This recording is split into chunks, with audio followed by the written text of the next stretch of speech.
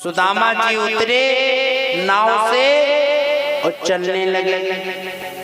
कन्हैया ने कहा, ओ भैया किराया।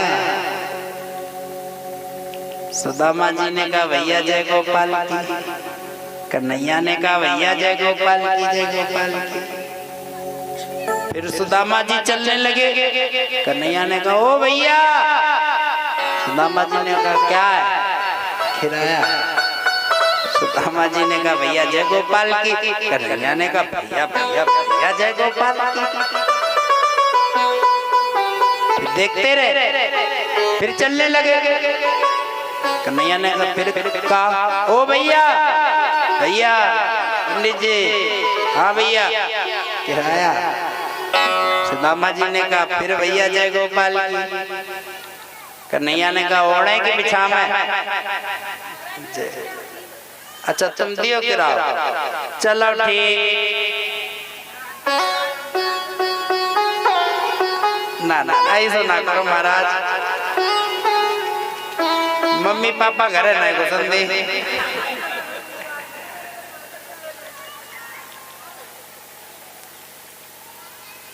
कन्हैया ने कहा, ओढ़े की बिछा में। एक बार दो बार हो गई जय गोपाल की। अब किराया। एक दिन, दो दिन, तीन दिन, 4 दिन। अब हो गई कि नहीं हो गई जय गोपाल की? अब परिचित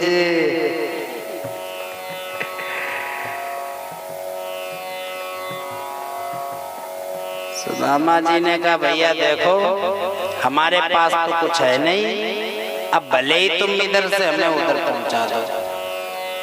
हाँ। अब परिचित जी जैसा सुदामा जी ने कहा, वैसा आप तो बिल्कुल मत कहना।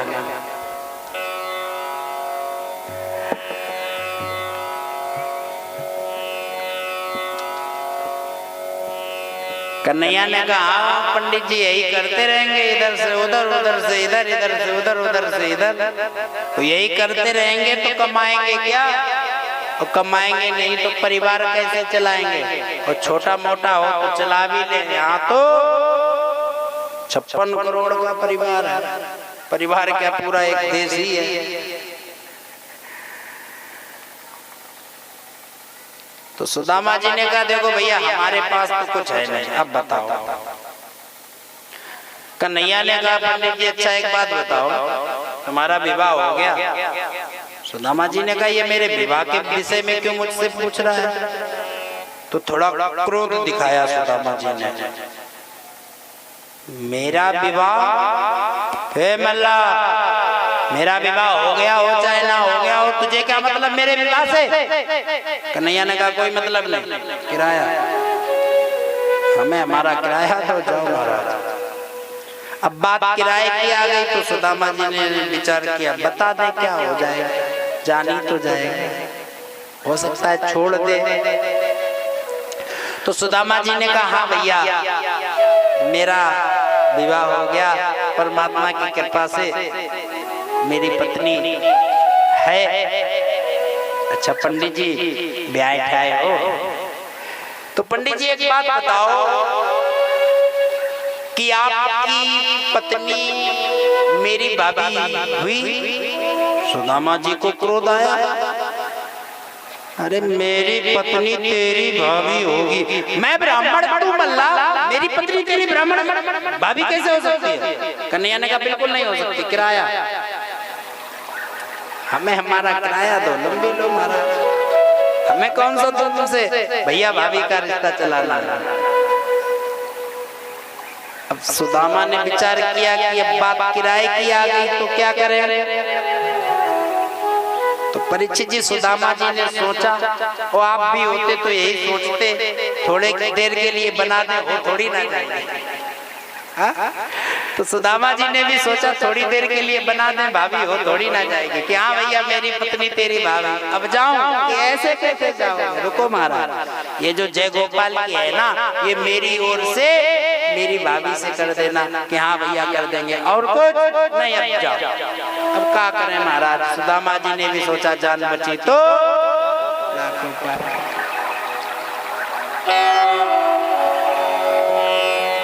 इधर एक वृक्ष के नीचे सुदामा जी लेट गए, नींद आ गई, सो गए। भगवान ने योग माया को आदेश दिया, हे योग माये, मेरा मित्र मुझसे मिलने आ रहा है, अब वो चलने में असमर्थ है, अब अगर उसे सहायता नहीं मिली तो उसका आत्मबल टूट जाएगा। तो हे योग माये, जाओ मेरे मित्र को वृक्ष के नीचे से द्वारका पहुंचा दो, उसकी निद्रा न टूटे। श्री मायापत की माया ने सुदामा जी को द्वारका पहुंचाया। सुदामा जी के नेत्र खुले। जय कृष्ण की, जय द्वारकाधीश की। द्वारका के लोग सुदामा जी से करने लगे। सुदामा जी को ज्ञात हुआ कि मैं तो द्वारका आ गया, क्योंकि ऐसे तो लोग भगवान की ही नगरी में होते हैं। परमात्मा की नगरी में, परमात्मा के दरबार में कुछ भी नहीं देखा जाता। ऊंच नीच, धनवान निर्धन, रूप कुरूप, बलवान निर्बल, ये परमात्मा के दरबार में नहीं देखा जाता। परमात्मा के दरबार में सबका मान समान होता है।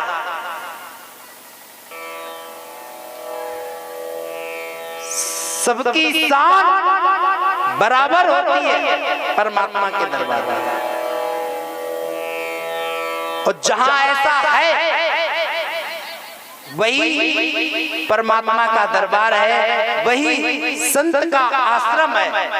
और जहां अमीर लोग एसी वाले कमरे में रुकाए जाते हो और गरीब लोग मच्छरों में डाल दिए जाते हो, वो कोई संत का आश्रम नहीं हो सकता, वो व्यापारी का अड्डा हो सकता है। आजकल तीर्थों में कई ऐसे आश्रम है, 4 व्हीलर से जाओ तो एसी का कमरा मिलेगा, और ट्रेन से जाओ तो मच्छरों वाला हॉल मिलेगा जहां नींद तक नहीं आएगी। तो ऐसे अड्डे कई हैं व्यापारियों के तीर्थों में, लेकिन वास्तविक संत और परमात्मा का स्थान ऐसा होता है जहां सबका मान समान होता है, चाहे वहां राजा पहुंच जाए, चाहे वहां रंग पहुंच जाए, सबका मान समान होता है। श्री सुदामा जी कृष्ण के दरबार में पहुंचे। अब यहाँ कई लोग ये दर्शाते हैं कि सुदामा जी को धक्के दिए द्वारपालों ने। विचार करके देखिए, क्या परमात्मा के दरबार में ऐसा हो सकता है? परीक्षित जी, क्या हो सकता है? क्या श्री कृष्ण कोई साधारण राजा है? अरे श्री कृष्ण परम पिता परमात्मा है, और परमात्मा के दरबार में दाता तो एक राम ही होता है। वहां तो सारी दुनिया भिखारी ही बन जाती है,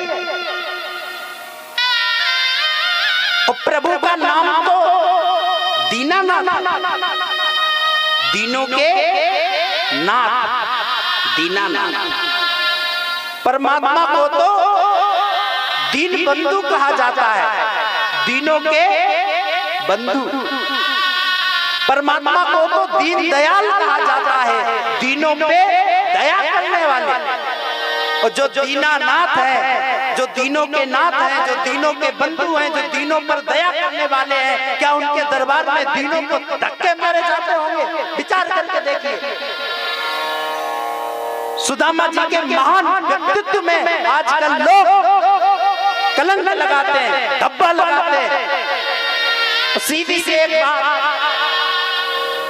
जिसका स्वयं द्वारकाधीश सम्मान करे, जिसको स्वयं द्वारकाधीश पूजे, क्या उनके द्वारपाल उसको धक्का मारेंगे, आप मेरा सम्मान करें, आप हमसे प्रेम करते, और जब हम आपके घर पे जाएं तो क्या आपके नौकर हमें दुत्कार सकते हैं? इतनी है हिम्मत उनकी। और आज लोग परमात्मा का कार्य कराते हैं, भगवान को प्रसन्न करने के लिए लोग भगवान की कथा कराते हैं, और भगवान की कथा में भगवान के भगवान को लोग अपमानित करते हैं। इससे क्या परमात्मा प्रसन्न होता होगा?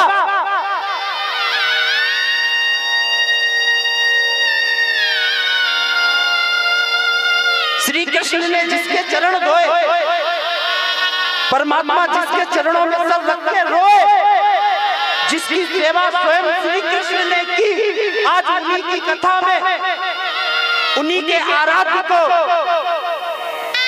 उन्हीं के मित्र को अपमानित किया जाता है। जातियों के माध्यम से सुदामा जी का चरित्र अपमानित करके दर्शाया जाता है, भिक्षुक रूप में सुदामा जी को दर्शाया जाता है, कमंडल पकड़ा देते हैं, पूरी पब्लिक में सुदामा जी घूमते हैं, भीख मांगते। इस दृश्य को देख कर क्या परमात्मा प्रसन्न होगा कि रुष्ट होगा? अंदर ही अंदर परमात्मा भी रोता है कि क्या स्थिति कर दी है कुछ धंधागिरों ने मेरी और मेरे अनुष्ठान की और मेरी कथा की और मेरे मित्र की। कृपा नहीं बरसाता होगा परमात्मा, धक्के भी नहीं पड़े, और जहां ये लिखा हो धक्के पड़े हैं तो हमें बताना, जीवन भर गुलामी करूंगा आपकी।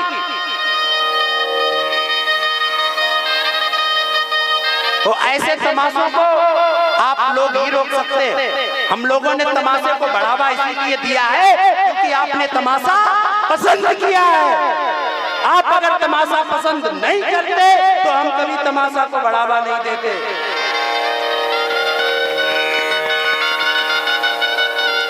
ऐसे महान व्यक्तित्व को सम्मान देना चाहिए, ना कि उनका अपमान करना चाहिए। यहाँ सुदामा जी को धक्के नहीं पड़े, तो आज हिंदू ही ऐसा है जो खुद अपने धर्म का अपमान करता है और उस अपमान पर हंसता है, खुद अपने धर्म को तमाशा बनाता है और उसको तमाशा बनाकर हंसता है। ऐसा मात्र एक हिंदू ही है। आज जिसको देखो वो हिंदुत्व पर घात पहुंचाने के लिए बैठा है। नेताओं को देखो, मीडिया को देख लो, बॉलीवुड वालों को देख लो, जिनको देखो वो हिंदुत्व को ललकार रहे हैं, हिंदुत्व का तमाशा बना रहे हैं। क्यों? क्योंकि हिंदू कायर है, हिंदू अपने हिंदुत्व के लिए लड़ना नहीं जानता है, हिंदू अपने हिंदुत्व के लिए जागरूक नहीं है। इसलिए जिसका जो मन चाहता है वो हिंदुत्व पर और सनातन धर्म पर बोलने लगता है, जिसका जो मन चाहता है वो हमारे देवी देवताओं का मजाक बना देता है, वो हम हंसते रहते हैं। हिम्मत है तो अन्य धर्मों के प्रति बोल के दिखाओ, अन्य धर्मों का मजाक बना के दिखाओ। बनाओगे ना उससे पहले सारे सेट, सारे न्यूज चैनल के सेंटर तोड़ दिए जाएंगे। क्यों? क्योंकि वो अपने धर्म के प्रति जागरूक है। और यही स्थिति रही हम लोगों की तो आने वाले समय में एक भी हिंदू जीवित नहीं रहेगा। ये बात नोट लीजिए। अगर आज हम जागरूक नहीं हुए, और आज जितने भी गैर हिंदू हैं, एक समय में ये सब हिंदू थे। धर्म मात्र एक है, वो है सनातन धर्म। सनातन धर्म के अलावा कोई दूसरा धर्म है ही नहीं, है ही नहीं, है ही नहीं। तो इसलिए अपने धर्म को, अपने देश को, अपनी संस्कृति को, अपनी सभ्यता को सुरक्षित रखने का प्रयास करें, ना कि उसका तमाशा बनाएं। ये मेरा आप सभी से करवत निवेदन है। सुदामा जी द्वारपालों से कहने लगे, हे द्वारपालों, मैं कृष्ण का बचपन का मित्र हूं और आज कृष्ण से मिलने आया हूं। जाकर कृष्ण को ये सूचना दे दो कि सुदामा मिलने आया है। द्वारपाल श्री कृष्ण के पास जाते हैं और हाथ जोड़ के कहते हैं, हे दीनानाथ, हे दीनदयाल, हे भक्तवत्सल भगवान, हे द्वारकाधीश, किसी से पगाना जगातन पे प्रभु जाने को आई बसों के ग्राम, धोती सी फटी सिलटी दुपट्टी और पायो उपासन को नहीं सावा, द्वार खड़ो तुझे दुर्बल एक, रहो चकी सो बसुधा पूछत दीन दयाल को धाम, ओ बतावत आपन नाम सुदामा, बतावत आपन नाम सुदामा। जैसे ही सुदामा का नाम द्वारकाधीश ने अपनी कानों से सुना तो नंगे पांव भाग खड़े हुए, भैया सुदामा। उधर से सुदामा जी भागे, भैया कन्हैया, दोनों भागे, दोनों भेंटे, दोनों में हर्ष से मिला। और ये कहना जरा असंभव है कि दोनों में पहले कौन मिला, दोनों में पहले कौन मिला। सुदामा जी को ले जाकर प्रभु द्वारिका की राजगद्दी पर बिठाते हैं और सुदामा जी की इस दयनीय दशा को देखकर मेरे गोविंद रोने लगते हैं। देख सुदामा की दीन दशा,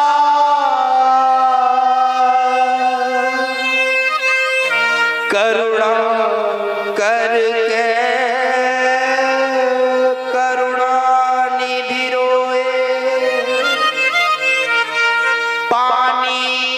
परात को हाथ छुओ नहीं, नैनन के जल सो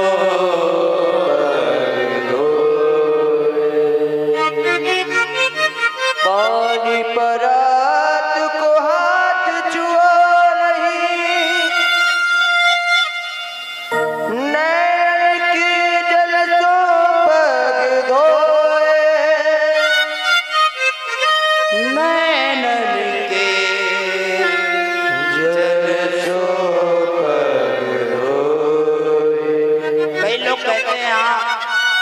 नरोत्तम दास जी ने अतिशयोक्ति कर दी।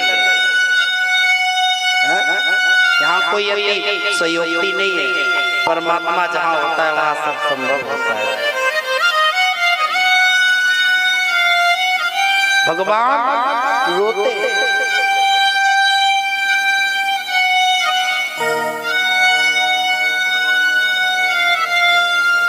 स्नान कराया, सुंदर वस्त्र पहनाए, विश्राम गृह में ले गए। भगवान सुदामा जी के चरणों को दाब रहे हैं। सुदामा जी वो चावलों की पोटली दबाए, संकोच कर रहे हैं। कृष्ण के तो भाव को जानते हैं सुदामा जी, लेकिन जो मंत्री रानी इत्यादि खड़े हैं ये क्या सोचेंगे कि कृष्ण के लिए क्या लेके आया मित्र कृष्ण का। तो कृष्ण को कोई ये ना कह पाए कि कृष्ण का मित्र कैसा है, इसलिए सुदामा जी थोड़ा संकोच में। भगवान ने कहा पंडित जी ये बगल इतनी देर से दबाए हो, क्या बात है।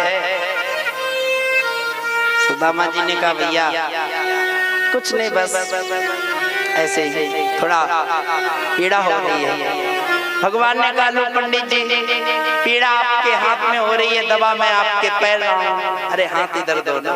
जैसे ही सुदामा जी का हाथ भगवान ने खींचा तो वो पोटली निकल आई। भगवान ने उस पोटली को खोला। आज वही बचपन का दिन याद आ गया जिस दिन सुदामा जी ने चने खाकर कृष्ण के दुखों को खाया था। आज परमात्मा ने कहा मेरे मित्र मैं तुम्हारा ऋण उतारूंगा, तुमने वो चने खाकर मेरे जीवन के दुखों को खाया था, आज मैं इन तंतुओं को पान करके तुम्हारे जीवन के दुख खाऊंगा। तब तुमने खाकर हमें राजा बनने के लिए सुनिश्चित किया था, आज मैं तुम्हारे इन तंतुओं को खाकर तुम्हें भव सागर से पार करूंगा, पूर्ण करूंगा। मेरे प्रभु वो तंदुल पान करने लगते हैं। आए देखिए माताएं, जो भी आप लेके आई हैं चावल इत्यादि अपने पास ही रखिए। व्यास पूजन के समय, व्यास गद्दी के पूजन के समय, भागवत के पूजन के समय आप व्यासपीठ पे यहाँ चढ़ा देना, वो एक अलग विषय है। अभी आप लोग बैठे ही रहे, है ना, वही ज्यादा सही रहेगा, सुरक्षित रहेगा, कथा की व्यवस्था ना बिगड़ पाए, इसलिए आप लोग बैठे ही रहे। कथा पांडाल तक आप ले आए तो समझो चढ़ गए कथा में, है ना। बोली राधे श्री कृष्णा जी के मित्र मिलने सुदामा आए, श्री कृष्णा जी के मित्र सुदामा आए, श्री कृष्णा जी के मित्र मिलने सुदामा आए, श्री कृष्णा जी के मित्र मिलने सुदामा आए। पहली मुट्ठी जब चाबी, मुट्ठी जब चाबी, जब चाबी, मुट्ठी जब चाबी, उदय दिनों एक लोक मिलने सुदामा आए, उदय दिनों एक लोक मिलने सुदामा आए, श्री कृष्णा जी के मित्र मिलने सुदामा आए, श्री कृष्ण जी के मित्र मिलने सुदामा आए। सेवा जय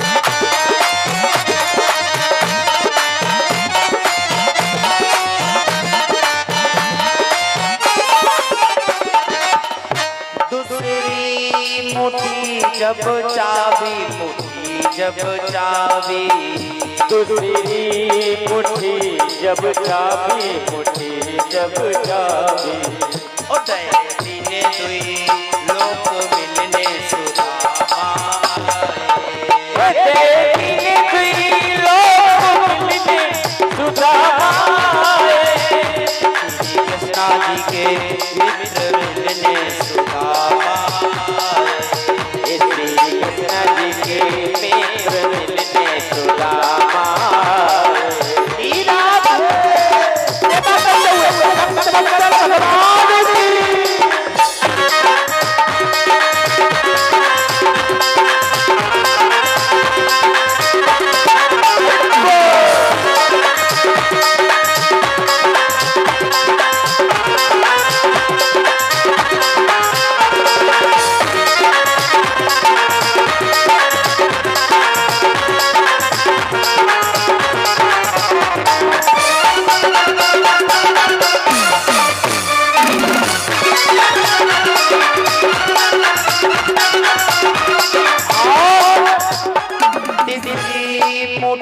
जब लीनी, मुट्ठी जब लीनी, तीनी मुट्ठी जब लेनी, मुट्ठी जब लेनी, पकड़ ली नौमणि, पकड़ ली नौमणि, हाथ मिलने सुदामा आए, पकड़ ली नौमणि, हाथ मिलने सुदामा आए, कृष्णा जी के, कृष्णा जी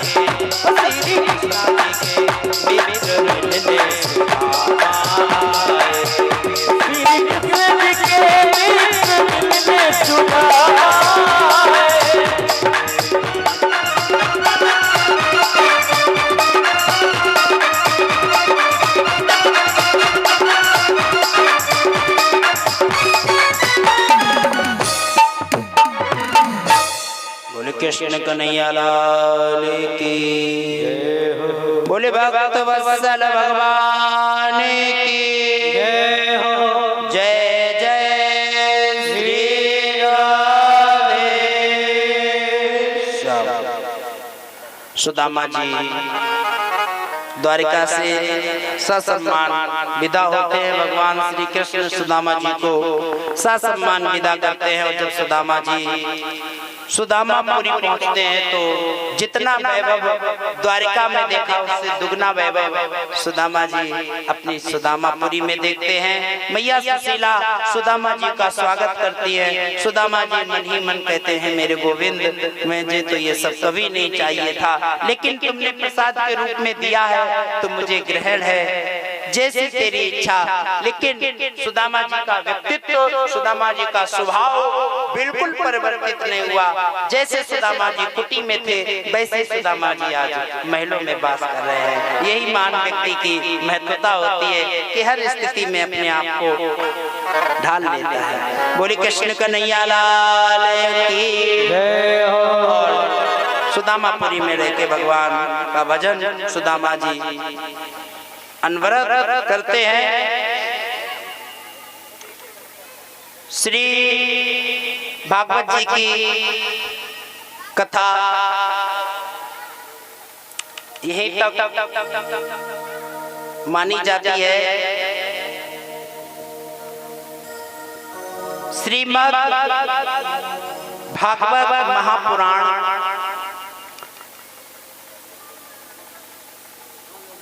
श्री कृष्ण का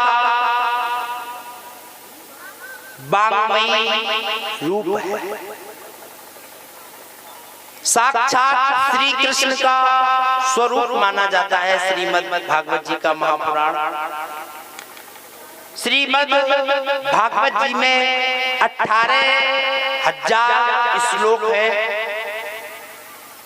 335 अध्याय है, 12 स्कंद। भागवत के 10 लक्षण हैं। प्रथम सर्ग, द्वितीय विसर्ग, तृतीय स्थान, चतुर्थ पोषण, पंचम उति, षष्ठम मनवंतर, सप्तम ईशनु, अष्टम निरोध, नवम मुक्ति और दसम आश्रय। ये भागवत जी के 10 लक्षण। स्कंदानुसार भागवत जी के प्रसंग कुछ इस प्रकार है, जिन के नाम मात्र सुनने से संपूर्ण प्रसंगों का आपको फल प्राप्त होगा और भागवत जी का भी प्रसंग संपूर्ण होगा।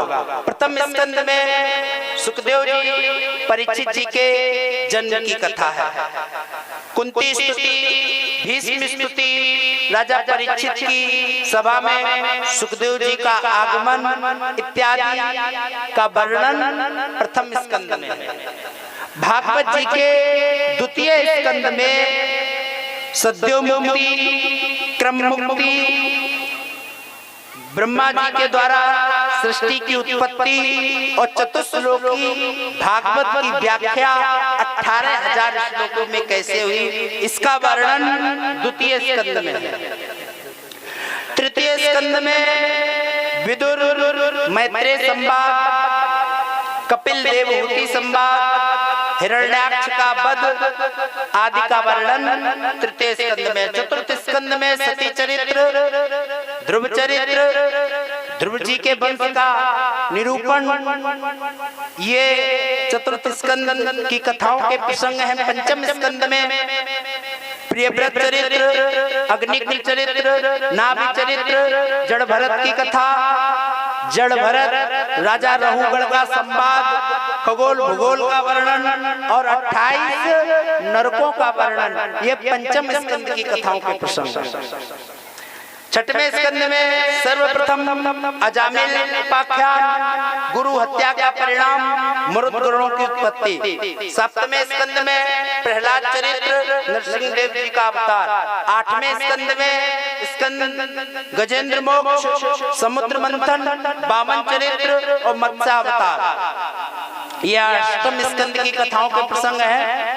नववें स्कंद में सूर्यवंश का वर्णन, चंद्रवंश का संक्षिप्त वर्णन। 10वें स्कंद में भगवान श्री कृष्ण की लीलाओं का वर्णन, मथुरा लीला का वर्णन, गोकुल लीला का वर्णन, वृंदावन लीला का वर्णन, गोवर्धन लीला का वर्णन, रास लीला, चीरण लीला, अग्निपान लीला इत्यादि लीलाओं का वर्णन 10वें स्कंद में है। 11वें स्कंद में नवयोगेश्वर संवाद, कृष्ण उद्धव संवाद, यदुवंशियों को विनाश का श्राप, यदुवंशियों का आपस में संघार, भगवान का सुदाम गमन, उद्धव जी का बद्रीनाथ जाना, सुदामा चरित्र इत्यादि ये 11वें स्कंद की कथाओं के प्रसंग है। 12वां स्कंद बड़ा संक्षिप्त है, सबसे छोटा है, 12 अध्याय का है मात्र, जिसमें कलयुग के दुर्गुणों का वर्णन है और कलयुग में भगवान के नाम की क्या महिमा है। आए एक श्लोक के साथ भागवत जी को हम विराम देते हैं। आप लोग विचार कर रहे होंगे पंडित जी आपने इतने प्रसंग गिना दिए भागवत जी के और इसमें से सुनाए तो बहुत ही कम है कि नहीं? तो हम आपको बता दें कि जो सुखदेव जी ने कथा कही थी वो हमारी तरह नहीं कही थी, ना आप लोगों की तरह सुनी थी। अखंड 8 पहर दिन रात सुखदेव जी ने कथा राजा परीक्षित को श्रवण पान कराई, तब इतने प्रसंगों को सुना पाए। देखिए व्यासपीठ के माध्यम से कभी कोर्स पूरा नहीं किया जाता है ना। अगर हम आपको दो शब्द बताते हुए हर प्रसंग को पूर्ण करते हुए भागते रहते तो आप भी सोचते पंडित जी क्या बोल रहे हैं, कुछ समझ में ही नहीं आ रहा। तो एक विषय को लेके चले जिसको अच्छी तरह से आप लोगों को हम सुना पाए, समय की मर्यादा को ध्यान में रखते हुए यथाशक्ति यथानुसार हमने आपको इसमें से कुछ प्रसंगों को श्रवण कराया। जो कोर्स पूरा है वो बैठे पंडित जी ने किया पूरा। भागवत जी का जो मूल पाठ होता है जिसके माध्यम से पूरा कोर्स किया जाता है। मैं ही क्या, कोई भी कितना भी सिद्ध व्यक्ति आ जाए, कोई भी कितना भी बड़ा विद्वान आ जाए, 7 दिन में 4 घंटे में कोई भी भागवत की संपूर्ण कथा को कहने में सक्षम नहीं है। ये कटु सत्य है। व्यासपीठ के माध्यम से कोर्स पूरा नहीं किया जाता है। जैसा जो विशेष वर्णन है उनको हमने आपको विधिवत बनाया और विशेष सूची के माध्यम से हमने भागवत जी के हर प्रसंग को प्रणाम करके आप लोगों को भी हर प्रसंग का दर्शन करा के भागवत जी को पूर्ण कराया। बोलो राधे। हाँ, तो आए एक श्लोक के साथ भागवत जी को पूर्ण विराम देंगे। सभी लोग बोलेंगे नाम संकीर्तनम यस्य, नाम संकीर्तनम यस्य, सर्व पाप प्रणाशनम, सर्व पाप प्रणाशनम, प्रणामो दुख समनंतम, प्रणामो दुख समनः, नमामि हरिपदं, नमामि हरिपदं, नमामि हरिपदं, नमामि हरिपदं। बोली बाल कृष्ण लाल की जय हो। जय जय श्री राधे श्याम। और राजा परीक्षित भागवत जी की संपूर्ण कथा को सुन के इधर आज राजा परीक्षित के जीवन का अंतिम दिन है, 7वां दिन है।